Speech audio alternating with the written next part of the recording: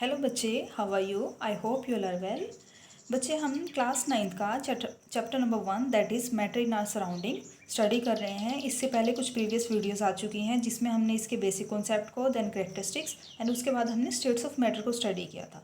अगर आपने वो वीडियोज़ नहीं देखी हैं तो एक बार प्लीज़ उन वीडियोज़ को देखना। उससे क्या होगा कि आपको जो ये वीडियो है इसको समझना ईजी रहेगा। क्लियर? तो अब स्टार्ट करते हैं।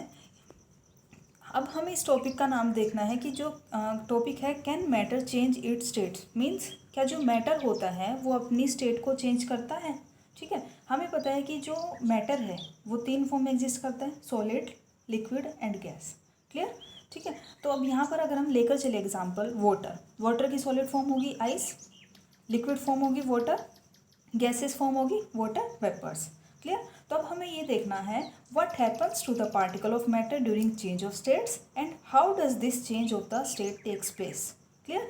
तो अब क्या करेंगे, हम एक एक्टिविटी परफॉर्म करते हैं। उस एक्टिविटी के थ्रू हम ये सारी ऑब्जर्वेशंस देखेंगे किस टाइप से जो स्टेट होती है मैटर की वो चेंज होती है। क्लियर? तो इसके लिए हम क्या करेंगे, हमने एक बीकर लिया है, इस बीकर के अंदर हमने क्या डाल दिया, 150 ग्राम ऑफ आइस डाल दिया और इसके अंदर हमने क्या डाल दिया है, दैट इज़ थर्मामीटर। ये थर्मामीटर क्या करेगा, जो भी टेम्परेचर में चेंजेस आएंगे उस टेम्परेचर को नोट करेगा। साथ में हमने लिया है ग्लास स्टीरर। ग्लास स्टीरर के यूज के लिए होता है, मीन्स ये किस लिए यूज हो रहा है, यहाँ पर ये करेगा जो भी यहाँ पर सोल्यूशन बनेगा उसको मिक्सअप करने के लिए यूज करेंगे हम। क्लियर? अब देखो, अब हमने क्या किया है, बर्नर ऑन करेंगे। जैसे ही बर्नर ऑन करते हैं हम क्या करेंगे, जो ये सॉल्यूशन पड़ा है यहाँ पर, मीन्स यहाँ पर जो आपके पास आइस पड़ी है इसका टेम्परेचर नोट करेंगे। ये एक्सपेरिमेंट आपको बिल्कुल केयरफुली परफॉर्म करना है। आपने इनिशियल टेम्परेचर नोट कर दिया, अब धीरे धीरे धीरे टेम्परेचर क्या होगा, चेंज होता जाएगा। मीन्स क्योंकि हम नीचे से हीट प्रोवाइड कर रहे हैं तो क्या कर ऑब्जर्व करते हैं हम, धीरे धीरे जैसे जो आपके पास इनिशियली आइस थी वो किस में कन्वर्ट हो जाएगी, लिक्विड में कन्वर्ट हो जाएगी। मीन्स जो सॉलिड फॉर्म थी वाटर की वो किस में कन्वर्ट हो जाएगी, लिक्विड फॉर्म में कन्वर्ट हो जाएगी। तो आपको बिल्कुल ध्यान से परफॉर्म करना है कि जैसे ही जो कंप्लीट आइस ये किस में कन्वर्ट हो जाती है, लिक्विड के अंदर कन्वर्ट होगी, वो टेम्परेचर आपको नोट करना है। क्लियर? ये आपकी एक्टिविटी थी। देन इसके बाद हमें क्या परफॉर्म करना है इसके अंदर, अब देखो ऑब्जर्वेशंस क्या क्या होंगी। जैसे हम टेम्परेचर राइज करते हैं, टेम्परेचर राइज करने से क्या होता है, काइनेटिक एनर्जी पार्टिकल्स की इंक्रीज होती है, वो हम देख चुके हैं पहले भी। जैसे काइनेटिक एनर्जी पार्टिकल्स की इंक्रीज होती है, पार्टिकल्स दूर दूर जाना स्टार्ट कर देते हैं, स्पीड के साथ मूव करना स्टार्ट कर देंगे। तो क्या होगा, जो पार्टिकल्स के बीच का डिस्टेंस है वो क्या होगा, इंक्रीज हो जाएगा। राइट? तो इट मीन्स यहाँ पर जो सॉलिड होता है वो सॉलिड किस में कन्वर्ट हो रहा है, लिक्विड के अंदर कन्वर्ट हो जाएगा। क्लियर? ठीक है, तो अब हमें क्या करना है, वो टेम्परेचर नोट करना है जिससे कि जो आपका सॉलिड था वो कम्प्लीटली किस में कन्वर्ट हो जाए, लिक्विड के अंदर कन्वर्ट हो जाए। तो means the minimum temperature at which the solid melts and becomes liquid at atmospheric pressure, that will be melting point. Clear? अब देखो जो मेल्टिंग पॉइंट होता है, मेल्टिंग पॉइंट क्या करता है, फोर्स ऑफ अट्रैक्शन पर डिपेंड करता है। मीन्स किसी भी पार्टिकल के बीच में अगर फोर्स ऑफ अट्रैक्शन ज़्यादा होगी तो इट मीन्स उसका जो मेल्टिंग पॉइंट होगा वो ज़्यादा होगा। Means melting point is directly proportional to force of attraction. Clear? Means melting point is directly proportional to force of attraction. अब एक टर्म आता है फ्यूज़न। फ्यूज़न क्या होता है, वो स्टेट होती है, वो प्रोसेस होती है जिसमें जो सॉलिड कन्वर्ट हो जाता है किसके अंदर, लिक्विड के अंदर। Means the process of melting in which the solid state converts into liquid state is known as fusion. Clear? अब क्वेश्चन राइज होता है, when a solid melts its temperature remains the same, so where does the heat energy go? Means जैसे ही हमने solid को melt किया तो इसका temperature same रहता है जब ये किस में कन्वर्ट हो जाता है, लिक्विड के अंदर।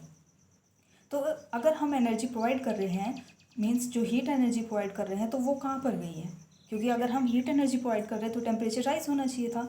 तो लेकिन अब यहाँ पर क्या हुआ है, टेम्परेचर राइज करने पर भी, मीन्स हीट प्रोवाइड करने पर भी उसका जो सॉलिड लिक्विड में कन्वर्ट हुआ है उसका टेम्परेचर राइज नहीं हुआ।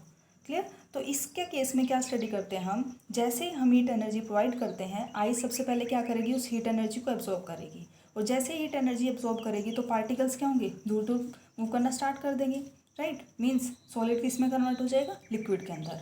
अब जो इसके बाद लिक्विड कन्वर्ट होने के बाद जो एनर्जी होगी मीन्स कुछ एनर्जी तो कहाँ पर यूज होगी, सॉलिड टू लिक्विड कन्वर्ट होने में। क्लियर, मीन्स वो एनर्जी जो हमें दिखाई नहीं दे रही है वो होती है लेटेंट हीट।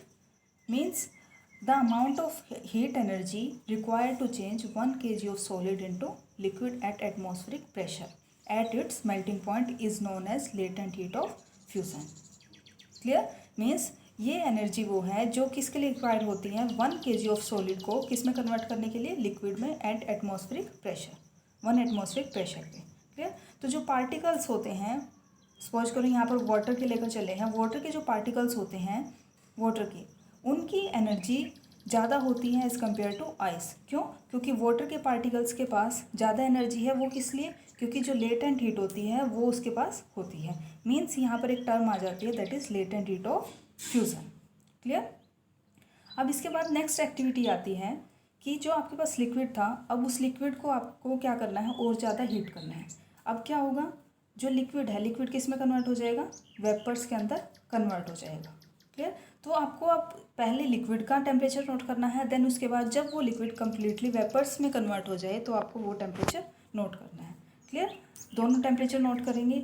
अब यहाँ से हम क्या देखते हैं कि देखो, जैसे हमने देखा था कि मेल्टिंग पॉइंट होता है, सेम इसी टाइप से एक टर्म होती है बॉइलिंग पॉइंट। बॉइलिंग पॉइंट के अंदर क्या होता है, the temperature at which liquid starts boiling eight atmospheric pressure. Means वो टेम्परेचर जिस पर जो लिक्विड होता है वो स्टार्ट करता है बॉयल करना एट एटमॉस्फेरिक प्रेशर, उसको बोलते हैं हम बॉइलिंग पॉइंट।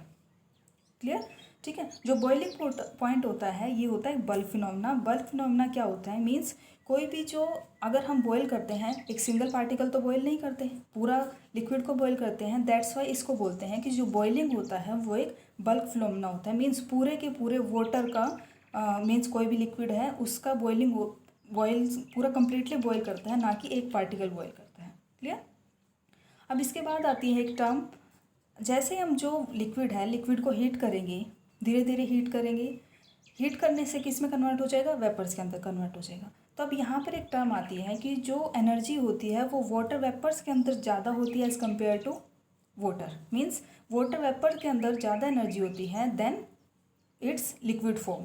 क्लियर, अभी ऐसा क्यों होता है, सेम इसी टाइप से जैसे हमने लेटेंट हीट ऑफ फ्यूज़न पढ़ा था, यहाँ पर भी क्या होगा, latent heat of vaporisation. Means vapours के पास लेटेंट हीट होती है जिसकी वजह से उसकी एनर्जी इंक्रीज कर जाती है। क्लियर, जो एनर्जी कहाँ से आई है, सबसे पहले तो लिक्विड को वेपर्स में किया, राइट।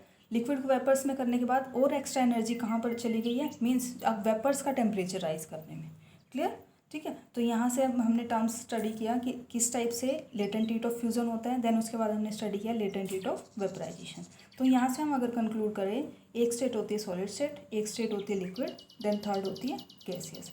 अब इसमें अगर सॉलिड को हीट करेंगे लिक्विड आएगा, लिक्विड को हीट करने पर गैसियस मिलेगा। लेकिन अगर हम गैसियस स्टेट को कूल कर देते हैं तो लिक्विड मिल जाता है, और लिक्विड स्टेट को कूल करते हैं तो सॉलिड स्टेट मिल जाता है। क्लियर, तो यहाँ से हमने देखा कि किस टाइप से जो टेम्परेचर है, टेम्परेचर चेंज करने पर मैटर एक स्टेट से दूसरी स्टेट में कन्वर्ट हो जाता है। क्लियर, आई होप आपको इतना अच्छे से क्लियर हो गया होगा। ठीक है, अब इसके बाद एक एक्टिविटी है, इस एक्टिविटी के अंदर क्या आता है, जैसे अभी हमने क्या देखा, सॉलिड से लिक्विड जा रहे थे, लिक्विड से गैस में कन्वर्ट हो रहा था, गैस से सॉलिड में भी, गैस से लिक्विड में और लिक्विड से सॉलिड में। अब स्टेट आती है solid to gas, direct conversion. Means जो लिक्विड स्टेट है वो नहीं आएगी बीच में, क्या होगा, डायरेक्ट सॉलिड से गैस में कन्वर्जन होगा। क्लियर, या फिर गैस से डायरेक्ट सॉलिड में कन्वर्जन होगा। तो इसके लिए हम एक्टिविटी परफॉर्म करते हैं। इस एक्टिविटी में आपको क्या लेकर चलना है, चाइना डिश लेंगे, इसके अंदर हम कंपाउंड डाल देंगे that is ammonium chloride. Ammonium chloride compound डालेंगे और इस कंपाउंड के ऊपर हम जो फनल होती है, फनल को इन्वर्ट करके रख देंगे जिससे वो कंपाउंडर कम्प्लीटली कवर हो जाए। और यहाँ पर हम लगा देंगे कॉटन प्लग, ताकि जो यहाँ पर वेपर्स बनेंगे वो एटमॉस्फेयर में रिलीज ना हो। यहाँ पर बर्नर सेट कर दिया। अब देखते हैं कि जैसे हम बर्नर ऑन करते हैं, जो सॉलिड होता है, सॉलिड क्या होता है, उसके डायरेक्ट गैस के वेपर्स में फॉर्मेशन हो जाता है। मीन्स जो सॉलिड है वो डायरेक्टली किस में कन्वर्ट हो जाता है, गैसियस वेपर्स में। और जो वेपर्स होते हैं वो जो फनल है, फनल की वॉल्स पर चिपक जाते हैं। क्लियर, तो यहाँ से हमने क्या देखा कि कुछ एक ऐसे कंपाउंड्स होते हैं जो डायरेक्ट सॉलिड से गैस में कन्वर्ट होते हैं, बीच की जो लिक्विड स्टेट होती है वो नहीं आती है। क्लियर, तो इस फिनोमिना को बोलते हैं sublimation, right. Means solid to gas conversion क्या होता है, सब्लिमेशन। और सेम इसी टाइप से एक और टर्म आती है गैस टू सॉलिड, इसको बोलते हैं डिपोजिशन। मीन्स गैस से जब सॉलिड में जाएंगे तो लिक्विड स्टेट नहीं आएगी बीच में, डायरेक्ट गैस किस में कन्वर्ट हो जाएगा, सॉलिड में। तो इस टर्म को बोलते हैं हम डिपोजिशन। क्लियर, आई होप आपको इतना अच्छे से क्लियर हो गया होगा। ठीक है, तो यहाँ से हमने टेम्परेचर के बेसिस पे क्या देखा कि जो एक स्टेट होती है मैटर की वो किसके अंदर कन्वर्ट हो रही है, दूसरी स्टेट के अंदर। क्लियर, अब आता है effect of change of pressure. Means जैसे अगर हम जैसे हमने देखा कि किस टाइप से टेम्परेचर के चेंजिंग से स्टेट चेंज हो रही है मैटर की, सेम इसी टाइप से अगर हम प्रेशर भी चेंज करते हैं तो जो मैटर है उसकी स्टेट में चेंज आएगा। क्लियर, अब वो देखना है। देखो बच्चे, हम जो पार्टिकल्स होते हैं उसकी स्टेट किस बेसिस पर डिसाइड करते हैं, उनके डिस्टेंस के बेसिस पे, कि किसी पार्टिकल में किसी कोई भी मैटर है उसके पार्टिकल के बीच में डिस्टेंस अगर बहुत कम है तो उसको हम सॉलिड बोल देते हैं, उससे थोड़ा सा ज़्यादा है तो लिक्विड, और उनसे ज़्यादा है तो गैस। क्लियर, ठीक है। अब हम एक और एक्टिविटी परफॉर्म करते हैं। इस एक्टिविटी के अंदर हमें क्या करना है, हम बीकर लेकर चलेंगे, मीन सिलेंडर फॉर्म लेकर चल रहे हैं। ये सिलेंडर आपके पास, यहाँ पर पिस्टन है। पिस्टन का क्या काम क्या होगा, यहाँ पर प्रेशर लगाना, प्रेशर एक्सर्ट करेंगे। ठीक है, यहाँ पर हमने क्या किया है, गैस फिल कर दिया है। अब यहाँ पर जो गैस फिल की है, अब हम क्या करेंगे, इस पिस्टन की हेल्प से यहाँ पर प्रेशर लगाएंगे। जैसे हम प्रेशर लगाते हैं तो जो गैस के पार्टिकल्स है, देखो गैस के पार्टिकल्स के बीच का डिस्टेंस नोट करो, कम हो गया यहाँ पर, और ज़्यादा प्रेशर लगाएंगे तो और ज़्यादा कम हो जाएगा।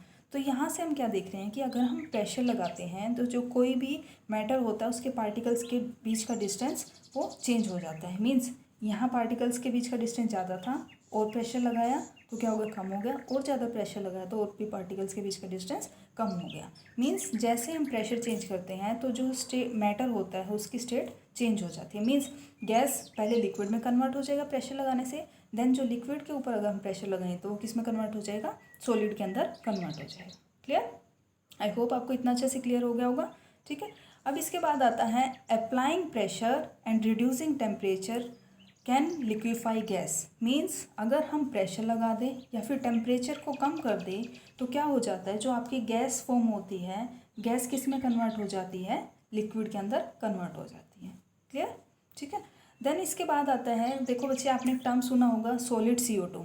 अब नाम ही सजेस्ट कर रहा है सॉलिड CO2। आपने तो देखा है CO2 क्या होती है, गैस फॉर्म होती है, लेकिन इसके आगे वर्ड लगा दिया सॉलिड।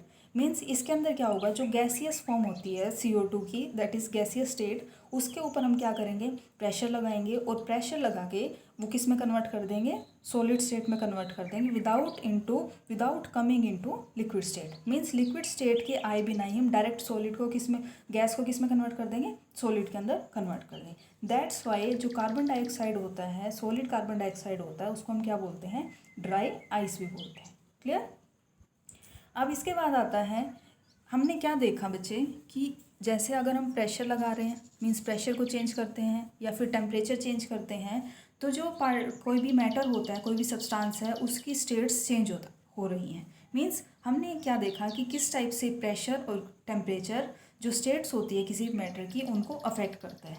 क्लियर, अगर हम ओवरऑल कंक्लूड करें, ओवरऑल कंक्लूजन में क्या आता है, सॉलिड है, सॉलिड की अगर डायरेक्ट गैस में कन्वर्जन होगा तो उस प्रोसेस को क्या बोलते हैं, सब्लिमेशन। ठीक है, अगर गैस की लिक्विड में कन्वर्जन होता है तो कंडेंसेशन बोलते हैं, और जो लिक्विड की अगर सॉलिड में कन्वर्जन होता है उसको बोलते हैं सॉलिडिफिकेशन। लिक्विड अगर गैस में कन्वर्ट होता है मीन्स वेपराइजेशन हुआ है, गैस अगर सॉलिड में कन्वर्ट होता है डायरेक्ट तो उसको बोलते हैं डिपोजिशन। ठीक है, अब जो सॉलिड हमने देखा था कि सॉलिड अगर लिक्विड में कन्वर्ट हो रहा है तो उसको बोलते हैं फ्यूज़न। तो हमने ओवरऑल कंक्लूड कर लिया कि किस टाइप से ये जो स्टेट्स हैं मैटर की वो एक दूसरे में कन्वर्ट होती रहती है on the effect of, means अगर हम प्रेशर चेंज करें या फिर टेम्परेचर चेंज करें, जो ये स्टेट्स होती है मैटर की वो एक दूसरे में इंटर कन्वर्ट होती रहती है। Means inter conversion of 3 states of matter. Clear, I hope आपको इतना अच्छे से क्लियर हो गया होगा। अगर फिर भी कोई डाउट है then you can ask to me. Okay बच्चे, थैंक यू।